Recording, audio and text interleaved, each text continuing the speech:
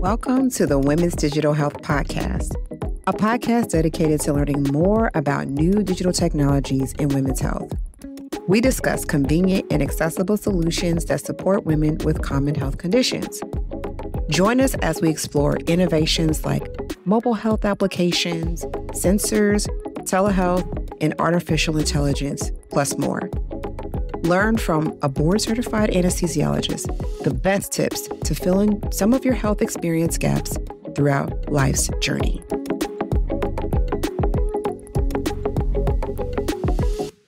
Welcome back. Welcome back to the final episode of Season 1 of Women's Digital Health, where we dispel a lot of myths about women's health and technology made for women's health. And in preparation for this particular episode, I've been reading a lot. And first, actually, I'm right now reading Worthy by Jada Pinkett Smith. And I would love to hear your feedback. If you've started reading this book, definitely email me. You can definitely check me out on all our social media, LinkedIn, TikTok, YouTube, wherever. If you read this book, let me know. Let me know how you feel about this book. But I thought it was really appropriate to talk about the compare and contrast, because I also just finished reading Will Smith's book, autobiography, about 4 or 5 hours ago. And then I jumped right into Worthy by Jada Pinkett. And I thought that using that particular model, these two different people, was a great way to introduce some of the myths that I'm going to dispel about women's health as well as technology. And so in this particular episode, we're going to dispel some myths about women's mental health. We're also going to talk about Femtech and some of the myths around menstrual health. We'll talk about how to use your gynecologist. When should you go to the gynecologist? We're going to talk about some myths around women's sexual desire and some of the safety and regulatory things that rumors that are out there about Femtech. So I think this episode is a great conversation starter as we get into the holidays. It's a great way to spread information, truthful information about women's health with friends and family, as you're, talking about different things that you want to see as we prepare for the new year. So check out this episode and feel free to share it with those that you think might be interested in learning some new tips and tricks and becoming a lot more empowered around women's health. I know you're going to love this episode.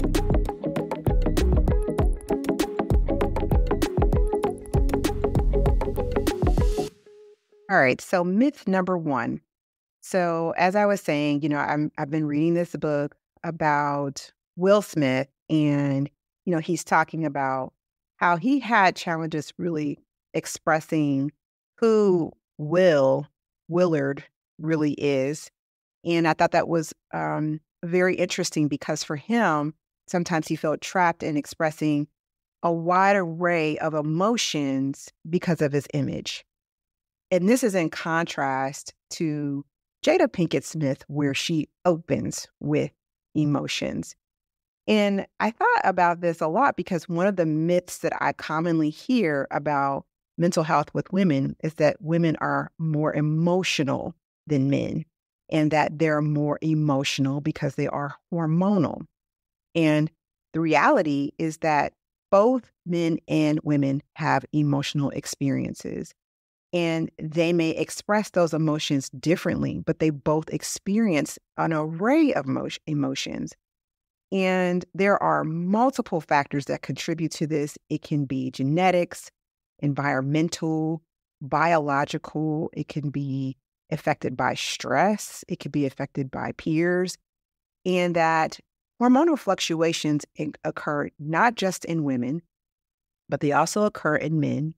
And these fluctuations may sometimes impact mood and emotions, but they don't necessarily lead to some mental health disorder that commonly seems to be associated with saying that a woman is more emotional. There's a negative connotation that's associated with saying that a woman is more emotional because she's hormonal. All humans, both men and women, are impacted by hormones. All humans are impacted by both testosterone and estrogen, and those hormones can influence mood.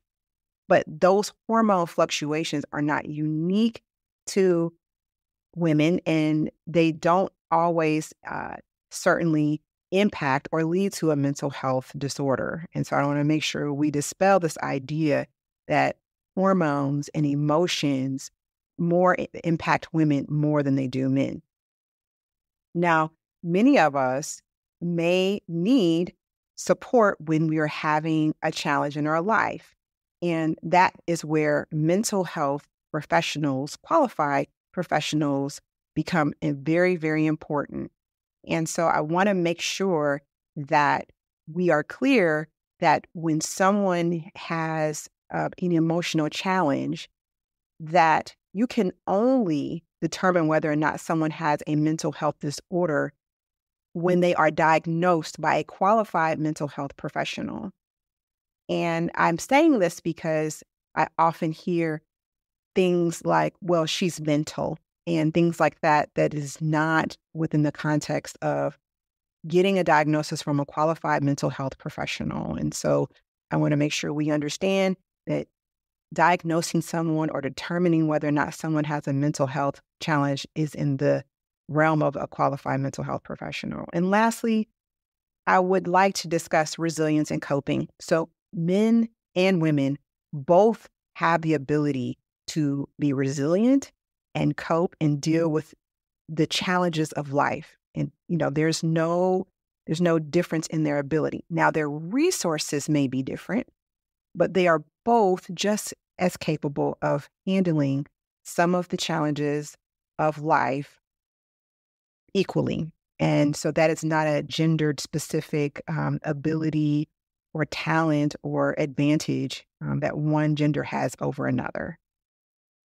Okay, myth number 2 is that the Femtech or the female technology mental health solutions can replace professional mental health therapy.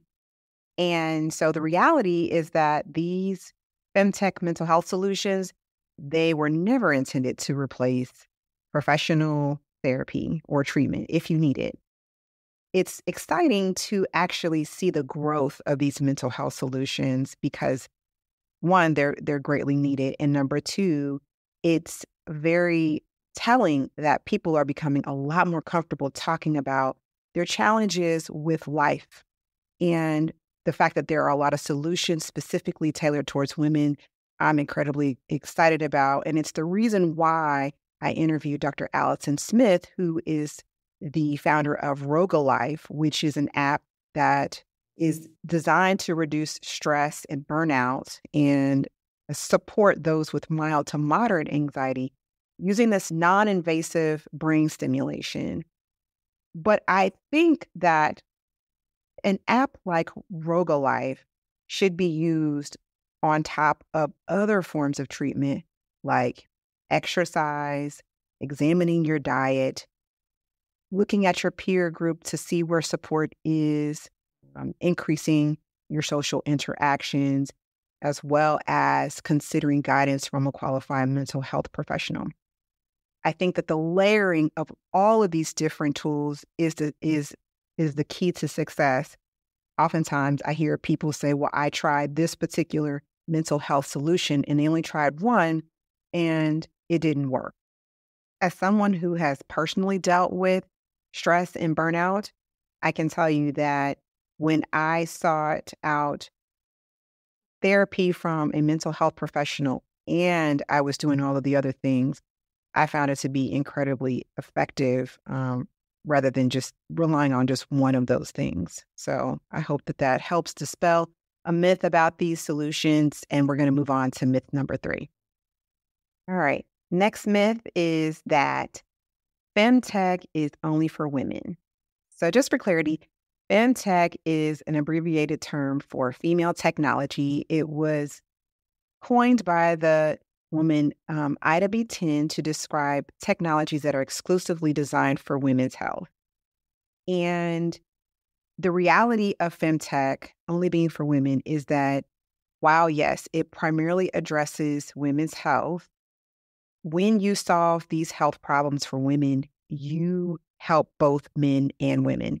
If the quality of a life of a woman goes up because her health is better, everybody wins.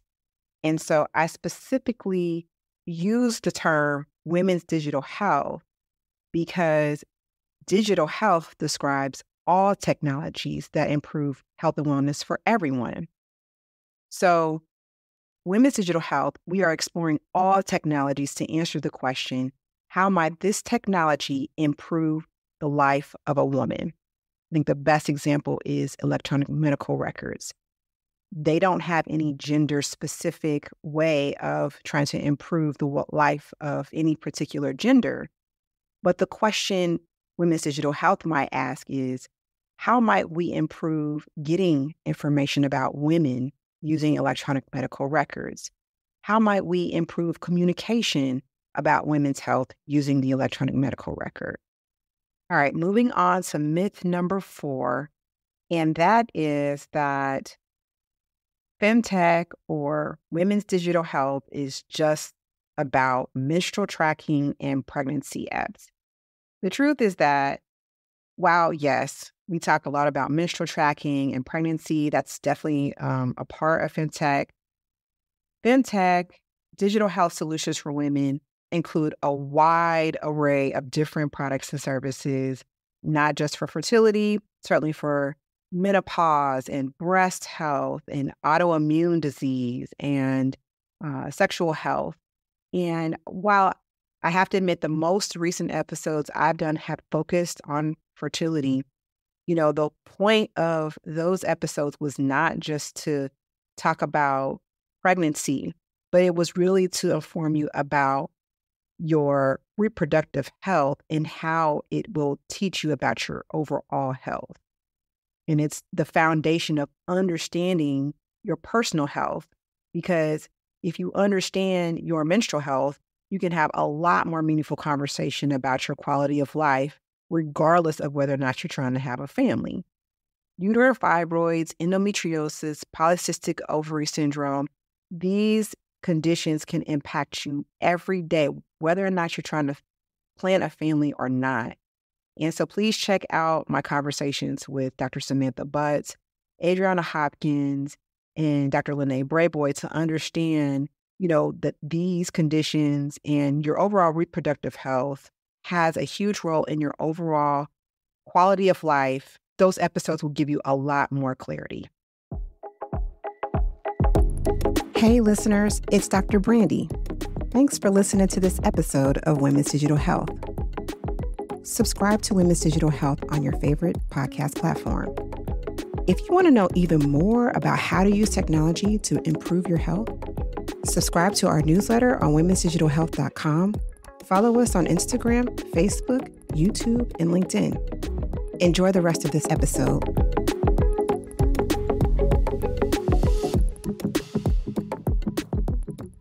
Okay. Halfway mark. We're on myth number 5. And this one has to do with gynecology visits. So this one is one that I found pretty interesting because this is not what I was taught going. I'll tell you the myth and I'll be curious to know what you guys were taught. So the myth is that you only go to the gynecologist when you become sexually active. And you only go when you need a pelvic exam. So according to the American College of Gynecology, they actually recommend that teenagers start seeing their obstetrician and gynecologist between the ages of 13 and 15. And you can schedule those visits just because. The reason they want you to start having those conversations earlier is because you need to get clarity on what a normal period is. So you can go decades with having these debilitating, painful periods and think that it's normal. But if you have these educational conversations much earlier in life and you start to have the health education and the vocab and the rapport and trust with your gynecologist much earlier, you can kind of hedge off some of these issues and really get into the nitty-gritty of solving these problems much earlier in your life. Now, other people may come to their gynecologist at this age because they may not have a period yet. They may be sexually active and they have questions about that. They may have questions about gender identity. But all of those things, should be happening between the ages of 13 to 15. The other part of this is that, most people associate their gynecology visit with a pelvic exam. And really that first visit is actually a get to know you. It's not a pelvic exam. So in my mind, as we were talking a lot about, reproductive health, I think that this was a great way to help people understand that the earlier you have this relationship with your gynecologist means that you're having health education conversations much sooner, which can really start helping you with your overall quality of life much earlier in your life, regardless of your family planning goals later in life. Okay, myth number 6. There's a lot of conversations about low sexual desire or low libido in women. And oftentimes I've heard women be told that, well, you should just kind of have a glass of wine and chill out, just relax. And so the reality of this myth is that there are many, many reasons for low libido or low sexual desire in women. Hormones, including those associated with breastfeeding and menopause, can contribute to that. The relationship itself, including the stress or trust of that relationship. Fatigue can contribute to low sexual desire. Different medications like antidepressants and cancer treatment, medical conditions themselves like diabetes and high blood pressure. All of these things can contribute to low sexual desire. One conversation that we definitely had with Dr. Milhouse was about the pelvic floor and painful sex. And if you want to hear from an expert who treats low libido in women on a regular basis, please subscribe to my newsletter and listen to the May 2023 interview with Dr. Milhouse, who is an expert urogynecologist who talks a lot about this and really helps women navigate how to address low sexual desire. And I promise to make a podcast episode of that soon, but if you want to hear it right now, definitely subscribe to my newsletter and you will hear all about Dr. Milhouse's approach to addressing this common condition. All right, so myth number 7 is that doctors or my health providers, they're the only ones that are responsible for tracking my health. So when I get that one blood pressure in the clinic, that's the only one that matters. And so I'm going to answer that myth by telling a personal story. So I had a friend who had fibroids, and she is like in her late 30s, and she wasn't really sure if she was done having children. She had 3 children, but she's in a serious relationship, and she wasn't sure if she, wanted to explore something like a hysterectomy as a solution because that was so permanent. And so we were starting to explore, what her options were. And I counseled her on the importance of tracking her periods because when she was going to her next healthcare clinic visit, I explained that it was really important that she described what was happening to her, during her ovulation window, a couple of weeks before, that she was having a lot of this pain even before her period started, that she, through her tracking, was able to note that when she did have a period, they were really, really heavy and they were getting heavier. And that she also noticed that she was gaining a lot of weight very quickly. And so the moral story of that is that, when she was able to track her health, when she was able to track her periods, she was able to have probably one of the most productive and meaningful, deep conversations with her doctor that she had ever had. And she also learned a lot more about herself because now she was driving the conversations. And it was very telling how much she had been experiencing this for several months, maybe even, a couple of years.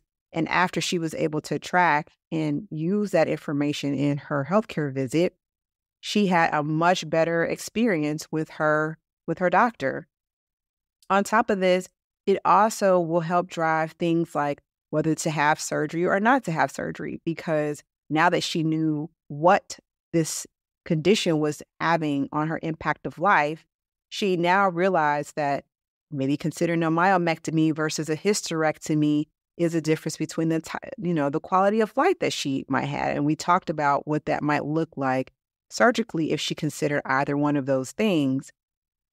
The big picture is that tracking beyond just what you get at the doctor's visit is so empowering. If you collaborate with your healthcare provider, I promise you'll get a much better experience with feeling like you have some control over your health. All right, the next one is, you might not like me for this one because you're going to be like, Dr. Brandy, I thought you just told me to track. So what are you trying to say? The myth is that, when you do track and you use some health app to track your data, that it's covered by HIPAA, or the Health Insurance Portability and Accountability Act, that says that, hey, listen, if this is health data, it's supposed to be private. The reality is that not all health apps are covered by HIPAA. So more specifically, health data apps, the only ones that are covered by HIPAA are those that are regulated by covered entities. In other words, like doctors, nurse practitioners, health insurance plans, or the business associates that handle this data as a third party on behalf of a health insurance company or a healthcare provider. Okay. So if you don't meet any of those characteristics as a covered entity, you do not have to use HIPAA. And this is the workaround for a lot of health apps, is that because they do not define themselves as covered entities, they do not adhere to HIPAA. And so I understand that how confusing it must feel for Dr. Brady to say, you should track using these health app data, when the distrust, because there is no protection, exists. And this is one of the reasons why I've been having numerous conversations with health privacy attorneys like Bethany Corbin to talk about, where do we stand in terms of data protection specifically for women. I'm going to give you a few points in terms of protecting yourselves if you continue to track, because overwhelmingly, if you use tracking as an approach to improve your health, you will have a better understanding of your health. That is without a doubt. If you track, you're going to have a lot more benefits. But because of this distrust, it is making a lot of women hesitant, and rightfully so. So here's a couple of tips to help you with that. Number one, if you are looking for a health data app, if it's free, beware. The reason that's important is because if you are not paying for that app, you are paying for that app with your data. And many of these health apps are sharing and selling your data to data brokers. And the way that they get paid is that they share your data, and the risk of there being a data privacy breach is much, much greater. So try to pick the paid ones, because, they have an interest in trying to protect your data. They have a much greater interest in doing that. It's not to say that they're fault proof, but they have a more of an interest because they are not making their money through sharing and selling your data. Number two, only give the data that you need. So if they're asking for your geolocation, if they want you to socially share, do not use those options. Only give them the information that they need. Number three, and I know this one's a tough one, but we're going to talk more about looking at the data privacy policy.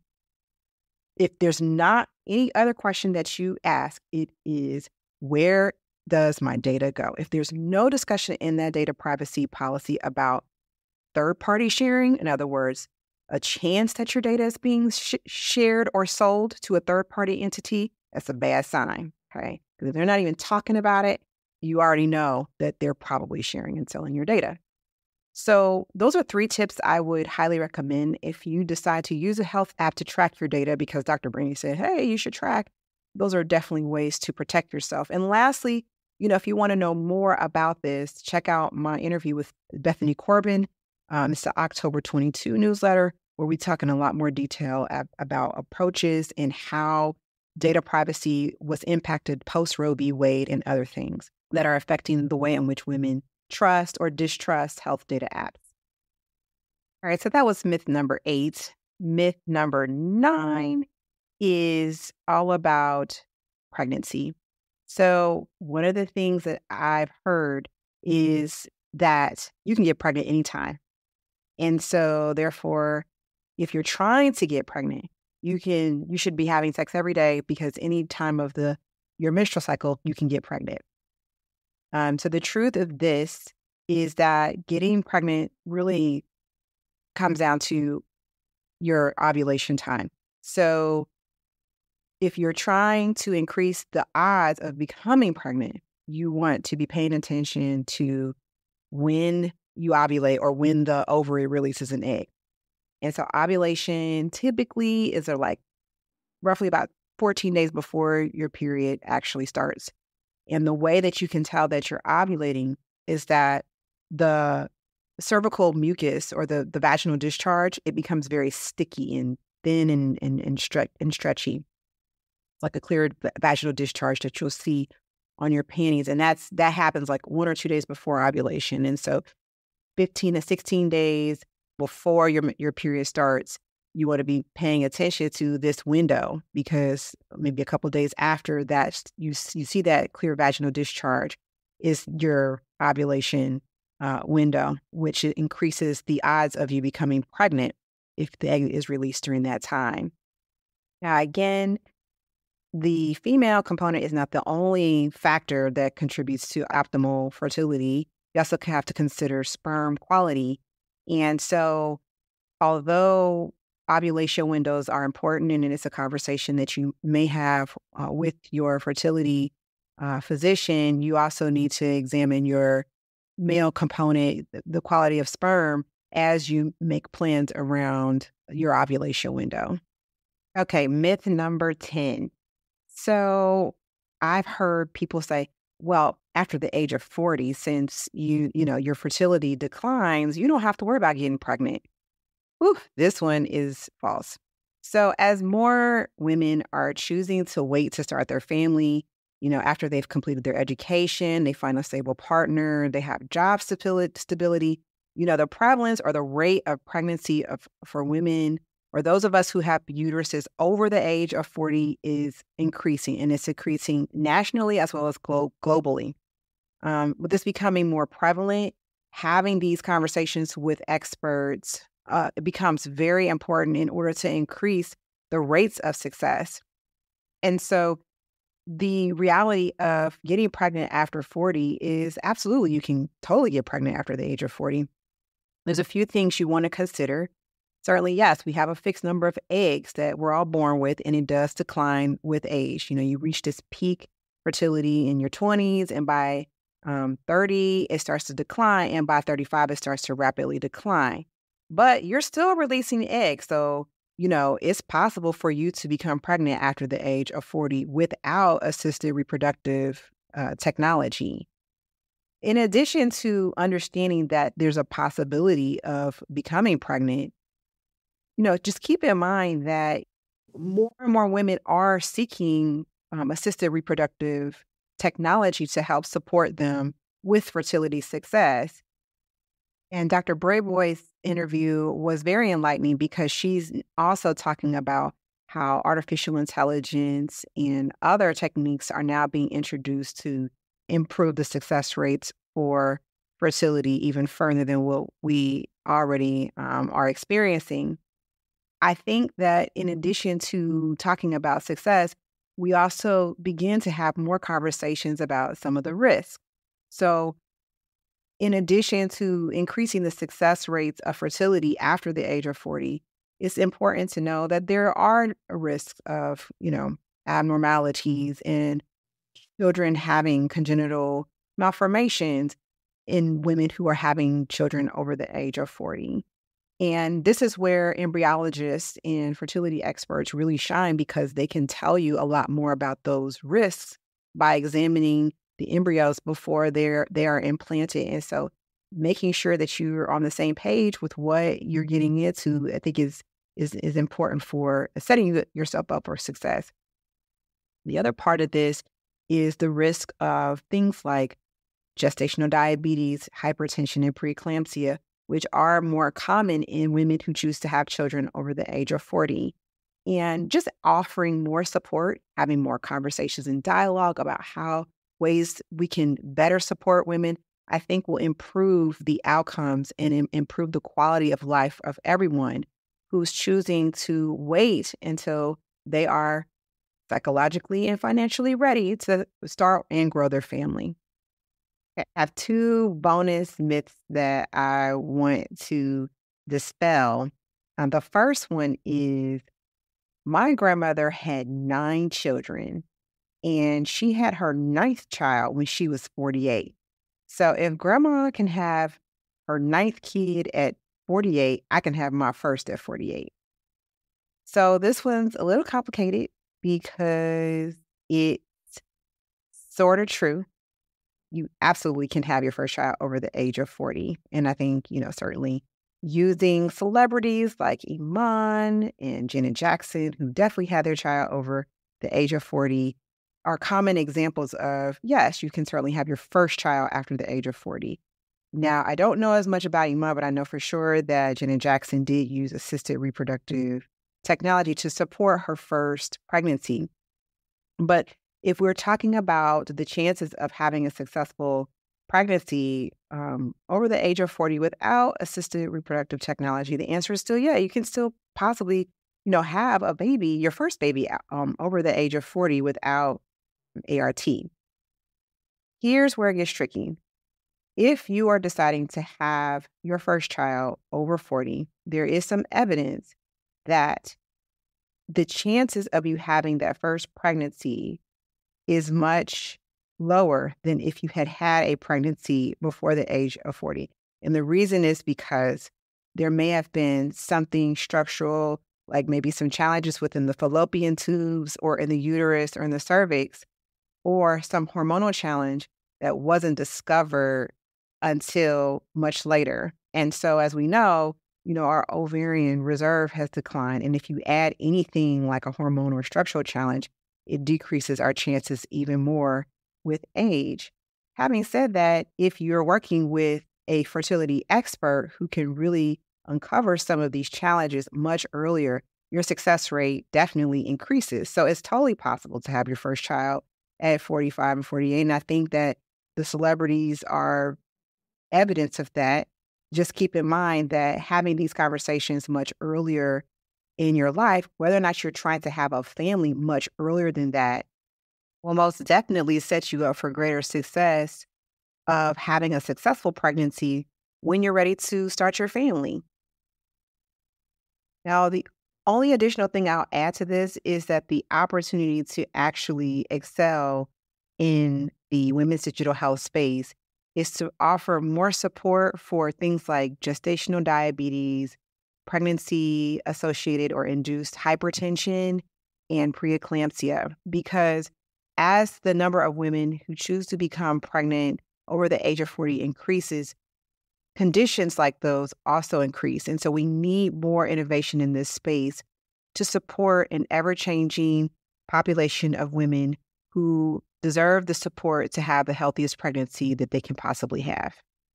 Okay, last and final myth number 12, our bonus myth, is that wearing bras can cause cancer. And so the truth of this myth is that is false. There was this theory that if you wore a bra, you were putting pressure on the lymphatic drainage system. That's the system that is responsible for removing toxins from your lymph nodes. But there was a study from the Cancer Epidemiology, Biomarkers and Prevention journal that came out like almost 10 years ago that said, absolutely not. There is no evidence that bras can cause breast cancer, that no, it's not compressing the lymphatic drainage system. And so, no, there's no risk that bras can cause breast cancer. The other one I heard is that bras can cause sagging, right? Because it's lifting the breast up. And so you're not using those muscles. And so therefore, bras can make your breasts sag more. That is also false. Certainly, the size and the weight of the breast can actually cause more stretching of the ligaments. There's certain ligaments called the Cooper ligaments that are responsible for the lift of the breast. So the size does impact the risk of sagginess and smoking. Smoking also reduces kind of that rubber band effect, that elasticity, that pulling effect that the Cooper ligaments have. So those things can certainly reduce the ability of the lift of the breast. If your breasts are causing like back pain or, just severe discomfort, that's an opportunity to have a conversation with your healthcare provider about, either non-surgical options, including bras that can offer even better support, or even surgical options to help, improve your back pain. But no, bras can't cause breast cancer, and no, bras do not cause sagging. And with that concludes the final episode of season 1 of Women's Digital Health. Guys, this has been so much fun. I've learned so much, and I just want to shout out my team who's made this first season such a success.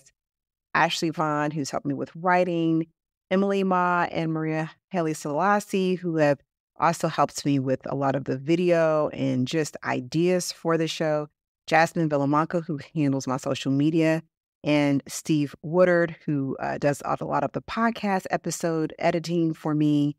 Thank you guys so much for making this first season a success. In addition to, I want to definitely thank my listeners. Oh my gosh, I've only had this podcast for not even 6 months, but I've seen that I've had listeners from all over the world. Certainly the United States has represented multiple states, California, definitely Pennsylvania, Ohio, New York, Connecticut, Georgia, Florida, New York, Minnesota, Texas, Kentucky, New Jersey, North Carolina, Michigan, New Hampshire. All of these cities, all of these states and cities have tuned into my podcast, and I just want to thank you from the bottom of my heart. I appreciate the support as I build and grow Women's Digital Health. Internationally, there have been a surprising number of listeners from all over the world: United Kingdom, Singapore, Saudi Arabia, Turkey, India, Colombia, the Philippines, Barbados, Japan, Sweden, Morocco, Portugal, Taiwan, Italy, Kenya, Canada, and Greece. Thank you so much for your support. I really appreciate it. And if you enjoyed this episode, please share this with a friend. I hope that you take home some of these myths and share them over the holidays with friends and families, and just kind of put it to them. Hey, did you know that this particular myth was false? This is what we grew up with. These are the facts. Please share that. If you think this podcast could help somebody, please share us. We're on LinkedIn, YouTube, TikTok, Instagram, Facebook. We're on Threads. Please share, rate, and review us on your favorite podcast platform. We'll be seeing you guys after the holidays. I would say the latest is February, beginning of the 2024 new year, with new content, new episodes. I certainly enjoy all the support. Thank you guys so much, and have a wonderful, wonderful holiday. Take care of yourselves. Bye-bye.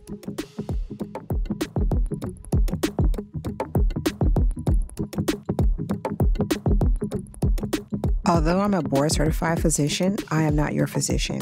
All content and information on this podcast is for informational and educational purposes only. It does not constitute medical advice, and it does not establish a doctor-patient relationship by listening to this podcast. Never disregard professional medical advice or delay in seeking it because of something you heard on this podcast. The personal views of our podcast guests on Women's Digital Health are their own and do not replace medical professional advice.